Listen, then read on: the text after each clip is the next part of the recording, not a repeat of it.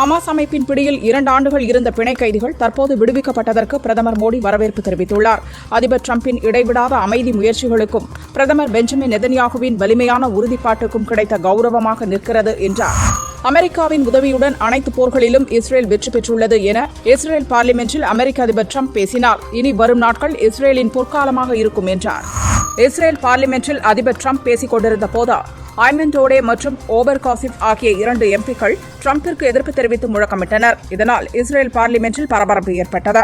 அவர்கள் இருவரும் அவை பாதுகாவலர்களால் வெளியேற்றப்பட்டனர்.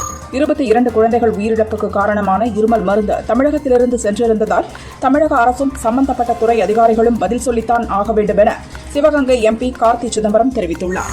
ஜென்இசட் தலைமுறையினர் போராட்டம் தீவிரமடைந்துள்ளதால் மடகாஸ்கர் அதிபர் ஆண்ட்ரி ரெஜோலினா நாட்டை விட்டு தப்பியோடியுள்ளதாக எதிர்க்கட்சித் தலைவர் சிடேனி ராண்ட்ரியானா சொலோனியாக்கோ அறிவித்தார்.